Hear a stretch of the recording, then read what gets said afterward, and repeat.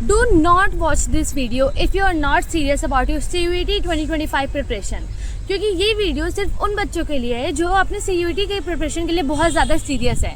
Because अब last के सिर्फ और सिर्फ 20 डेज बचे हैं और अगर अभी आपने अपने प्रिपरेशन को सही तरीके से अप्रोच नहीं किया या कुछ स्टूपिड और सिली मिस्टेक्स कर दी तो हो सकता है कि it may cause you your dream college and we don't want that. So in this video we are going to discuss some mistakes जो बहुत ईजिली अवॉइड कर सकते हो और उससे आपको आपके ड्रीम कॉलेज मिलने की चांसेस बहुत ज़्यादा बढ़ जाएंगी। नमस्ते दोस्तों, welcome to my channel. This is Rishika and currently I am pursuing BA English honours from Delhi university.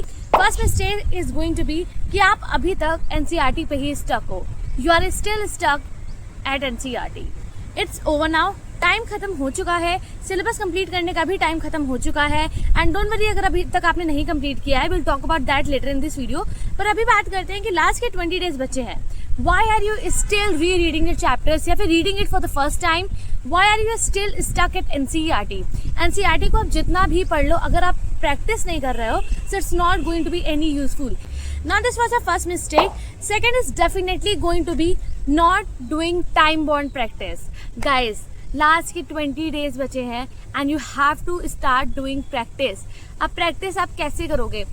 पहले के वीडियोस में I have shown you some books, I have shown you some resources, I have shown you some techniques, पर वो तब के लिए था जब आपके पास 30 दिन थे, 40 दिन थे। अब आपके पास सिर्फ 20 डेज है। अब आप वो सेम चीज़ें यूज़ नहीं कर सकते। Your strategy needs to be change. तो आप क्या करोगे?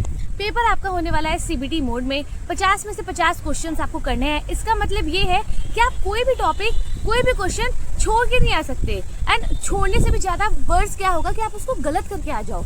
सो we don't have to do that. और इसको सही करने के लिए 50 में से 50 क्वेश्चन सही करने के लिए आपको बहुत सारे क्वेश्चंस की प्रैक्टिस करनी होगी। Now listen to me. NCERT है एक पतली सी बुक, ठीक है। अब NTA क्या करता है? दे स्ट्रिक्टली फॉलो NCERT। अब इतनी पतली सी बुक से कितने ही क्वेश्चंस बन जाएंगे?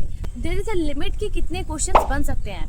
There is a limit of questions that can be created by the NCERT। By अभी तक के एग्जाम्स में NTA ने ऑलरेडी 1800 मतलब 2000 के अप्रॉक्स क्वेश्चंस बना चुके हैं।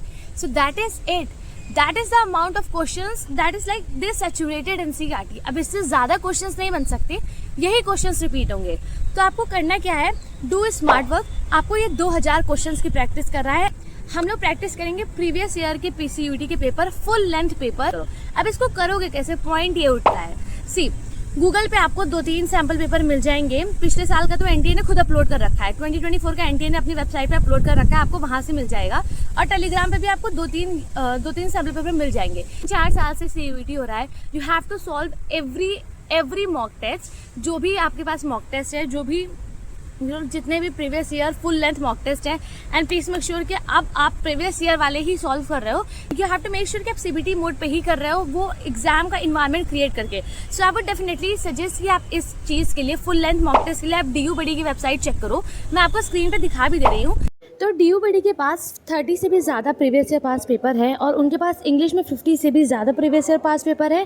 तो आप हर सब्जेक्ट के अकॉर्डिंग अपने पास पेपर जिस भी सब्जेक्ट के आपको चाहिए आप चूज़ कर सकते हो and you will find every subject जो भी CUET में आता है। तो आपको बहुत सारे मॉक टेस्ट फुल लेंथ के प्रीवियस ईयर यहाँ पे मिल जाएंगे। मतलब previous year solved papers, solve नहीं तो अनसॉल्व पेपर, मतलब पूरे पेपर मिलेंगे, आंसर की मिलेगी, आप उसको देख सकते हो, उसको कर सकते हो। इनके पास मॉक टेस्ट भी है, मतलब प्रैक्टिस टेस्ट भी है, प्रीवियस ईयर टेस्ट भी है और चैप्टर वाइज क्वेश्चंस भी है। But we are going to specifically focus on previous year full length past CUET के पेपर। मैं अभी तक मॉक टेस्ट बोल रही थी, सो आई एम सॉरी, मैं पास पेपर्स की बात कर रही हूँ। तो आपको क्या करना है कि आप इनकी वेबसाइट पे जाओ, चेक करो कि आपको खुद दिख जाएगा कि इनमें हर सब्जेक्ट में कितने सारे प्रीवियस ईयर पेपर हैं। तो 30+ तो हर सब्जेक्ट में मैंने खुद देखे हैं, 50+ आपको इंग्लिश में मिल जाएंगे। और अगर आपको ये लगता है ना कि क्या पता कि ये प्रीवियस ईयर पास पेपर ही है कि नहीं, so I got you there also. आपको हर सब्जेक्ट का पहला मॉक टेस्ट, पहला previous year pass paper free मिलेगा।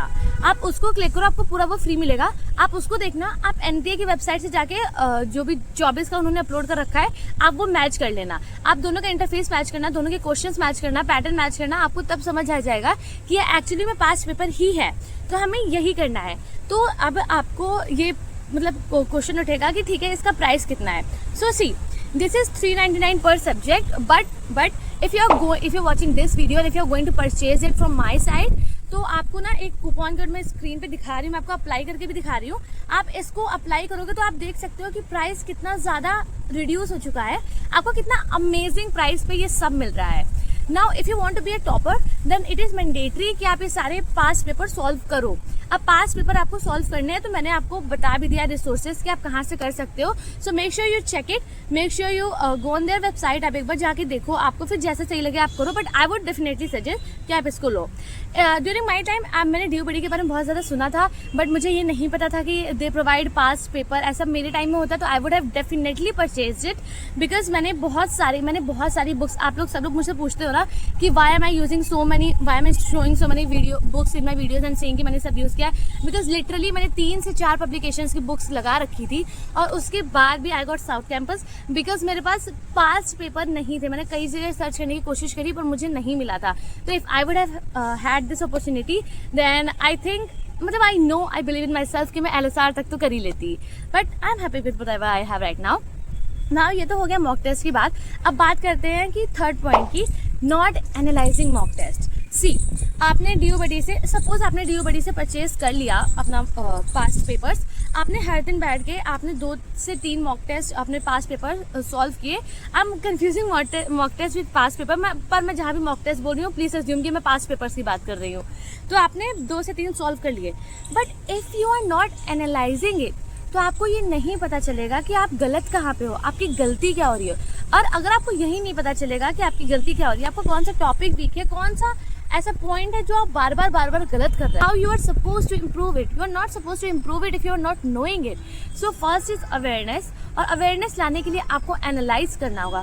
How you are going to analyse, ना तो क्वेश्चन अराइजेस कि ठीक है एनालाइज करना होगा, पर एनालाइज करते कैसे हैं मॉक टेस्ट, मैं बताती हूँ। सो आपने पेपर सॉल्व किया, आपने आंसर की उठाई, आपने मैच किया, आपको समझ आ गया ये गलत है, ये गलत है, ये सही है, ये सही है, आपने अपने आप को नंबर दे दिया।